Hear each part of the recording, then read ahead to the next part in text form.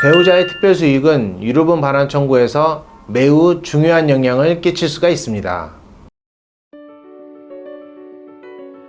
안녕하세요. 법무법인 테슨더 스마트 상속의 이유리 변호사입니다. 오늘은 돌아가신 망인의 배우자가 망인으로부터 일정한 재산을 증여받거나 유증을 받았을 때 이러한 유증이나 증여가 유류분 소송에서 어떻게 영향을 미치는지에 대해서 자세히 알아보도록 하겠습니다. 먼저 특별수익이란 상속인이 돌아가신 분으로부터 생전에 증여를 받거나 유증을 받은 경우에 이러한 생전 증여나 유증 중에서 상속인이 미리 상속을 받을 정도, 즉 상속분의 선급을 받을 정도의 재산을 특별수익이라고 합니다. 즉 증여나 유증 중에서 미리 상속을 받을 정도에 해당되는 재산을 특별수익이라고 하는데요. 만약 어떤 상속인이 특별수익이 많다라는 것은 그만큼 생전에 증여를 많이 받거나 유증을 많이 받은 것이기 때문에 그만큼 해당 재산을 증여받지 못한 다른 상속인들의 유류분을 침해할 가능성이 높게 되는 것입니다. 먼저 유류분은 우리 민법상 남은 상속인들 개개인에게 보장되는 최소한의 상속분을 말합니다. 이러한 유류분에 대해서 우리 민법은 직계비속 즉 자녀들과 배우자의 유류분 같은 경우에는 법정 상속분의 절반, 또 직계존속 즉 부모님과 그다음에 형제자매의 유류분에 대해서는 법정 상속분의 3분의 1로 규정하고 있습니다. 이처럼 법으로 정해진 유류분을 침해하는 경우에 침해를 받은 상속인의 경우 침해를 한 상속인 등에 대하여 유류분 청구를 할 수가 있는데요. 이러한 유류분은 특별수익과 밀접한 관련이 있습니다. 왜냐하면 유류분을 계산할 때는 사망 당시 망인 명의로 남겨져 있는 상속재산 외에도 망인이 생전에 증여한 증여재산이나 유증재산을 포함하기 때문입니다. 또한 유류분을 청구하는 자가 구체적으로 청구하는 유류분 부족액이라는 것은 결국 생전 증여나 유증을 많이 받은 상속인에게 일정한 재산의 반환을 요구하는 것입니다. 즉 구체적인 재산을 특정하자면 유류분 청구는 결국 생전 증여를 받은 재산이나 유증을 받은 재산의 일부를 반환해 달라는 것입니다. 그래서 이러한 특별수익과 유류분은 밀접한 관련이 있게 되는 것입니다. 그렇다면 본 영상의 주제인 배우자가 특별수익을 받은 경우에 유류분에서는 어떻게 구체적으로 표현이 되느냐. 일단 기본적으로 배우자가 일정한 특별수익을 얻은 경우에는 해당 재산도 당연히 유류분 기초재산에 포함이 되어 다른 상속인들의 유류분이 계산이 되게 될 것입니다. 그러나 배우자의 경우에는 다른 일반 자녀들과 같이 동일한 선상에서 특별수익을 판단하지 않는다는 것이 종전에 인정된 우리 대법원의 판례였는데요. 종래 대법원은 배우자에 대한 유류분의 산정에 있어서 배우자가 받은 특별수익은 일정한 경우에는 특별수익에서 제외될 수 있다, 이렇게 판시를 한 사례가 있었습니다. 2010년대 초반의 사례였는데요. 해당 사안을 좀 더 간단히 설명을 드린다면은 만약에 특별수익이 생전에 가정공동체를 형성해온 실질적 기여에 대한 대가, 또는 배우자와 같이 형성해왔던 어떤 공동재산 청산의 의미, 또는 남은 배우자에 대한 부양의 의미, 이런 것들로 인정이 된다면 그러한 재산은 배우자의 특별수익에서 빠져서 유류분 기초재산으로 인정이 되지 않는다고 하여 특별히 공평을 해야 하지 않는다, 이렇게 인정을 받은 사례가 있었습니다. 그런데 작년에 2022년도에는 이보다 더 나아가서 배우자뿐만 아니라 자녀가 받은 특별수익의 경우에도 만약에 해당 특별증여가 상속인이 망인을 특별히 부양해온 어떤 대가의 의미가 있다든지, 아니면은 상속인이 망인의 재산을 유지하거나 형성을 하는데 일정한 기여를 했고 그에 대한 대가로 재산을 증여하였다든지, 이런 경우에는 사실상 기여분을 인정을 해서 유류분에 대한 기초재산에서 제외도 된다는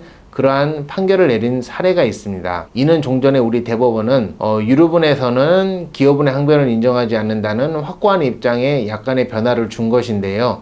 물론 조금 더 자세히 설명을 드린다면 그럼에도 불구하고 대법원 사례에서는 이러한 사례가 좀 더 종합적이고 포괄적으로 인정되는 부분에 대해서는, 전면적으로 인정되는 부분에 대해서는 좀 더 경계를 해서 어떤 특수한 경우에만 인정이 되어야 한다라고 약간의 제한을 남겨뒀습니다.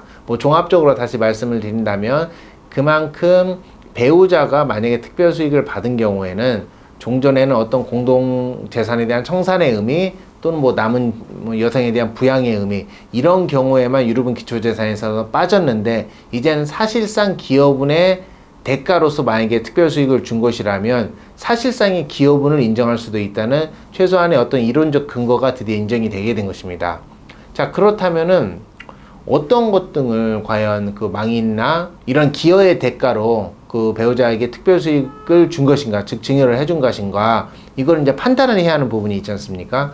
이거를 판단하는 그런 기본적인 기준은 첫 번째 원칙적으로 당사자의 의사에 따른다고 판단을 하였습니다. 즉 당사자끼리 이러한 대가의 의미로, 기여의 대가의 의미로 주었다면은 그에 따라 그런 기여의 대가가 있었는지를 판단을 해야 하고, 하지만 대부분의 사례에서는 뭐 증여나 이런 거를 할 때 배우자에게 그러한 대가 의미가 있다 이런 부분들을 명시적으로 남겨두고 하지 않는 경우가 대부분일 것입니다. 그렇다면은 어떻게 해서 그런 것 등이 이러한 대가의 의미로 증여를 했는지 인정이 되느냐, 이 부분에 대해서 우리 대법원은 당사자들의 의사가 명확하지 않은 경우에 피상속인과 상속인 사이의 어떤 개인적인 유대관계, 상속인의 특별한 부양 내지 기여의 구체적인 내용과 정도, 또 생전 증여 목적물의 종류 및 가액과 또한 그러한 재산이 상속재산에서 차지하는 비율, 또 생전 증여 당시에 망인과 상속인의 자산, 수입, 생활 수준 등을 종합적으로 고려해야 한다라고 판시하였습니다.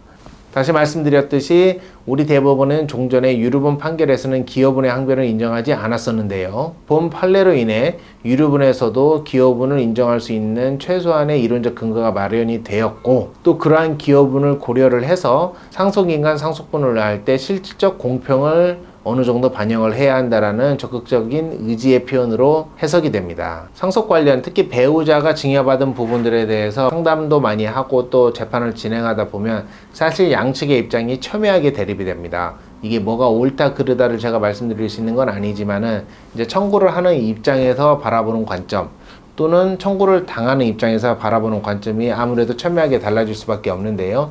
제가 하나 주목하는 점은 어쨌든 배우자가 재산을 증여를 받았을 때 이러한 재산이 모두 유류분 기초재산에 포함이 되느냐 안 되느냐 여부는 어쨌든 구체적 사실관계에 따라 다른 부분이 있고요. 실제 이 부분이 문제가 되는 경우는 많은 사례에서 나타나지만 배우자가 재혼 배우자일 때 이런 다툼이 많이 발생을 합니다. 즉 재혼을 한 경우에 그러한 재혼을 한 배우자에게도 이러한 특별 수익에 대해서 사실상의 기여분의 항변, 이런 부분들을 과연 인정할 수 있을 것인가. 또 만약에 아무리 재혼 배우자라고 하더라도 그 재혼의 기간이 길어서 사실상 초혼 배우자와 보다 훨씬 더 많은 오랜 기간을 같이 결혼 생활을 유지한 경우에는 과연 또 어떻게 바라볼 것인가. 또 여기에 따라서 차이가 있을 수가 있거든요. 따라서 이런 배우자에 대한 특별 수익이 유류분 소송에서 실무적으로 어떻게 나타나고 어떻게 인정을 받고 있는지에 대해서는 그 구체적인 사실관계에 따라서 각 당사자별로 유불리가 갈려질 수가 있으니 반드시 전문가와 협의를 하셔가지고 유류분 소송에 잘 대응을 하셔야 할 것입니다. 오늘은 배우자가 특별수익이 있는 경우 유류분 소송에서 어떻게 영향을 미치는지에 대해서 간단히 살펴보았습니다. 본 영상에 대해서 궁금한 점이 있으신 경우 댓글에 나와져 있는 링크를 통해 상담을 신청해 주시면 되겠습니다. 지금까지 더 스마트 상속의 이효리 변호사였습니다. 감사합니다.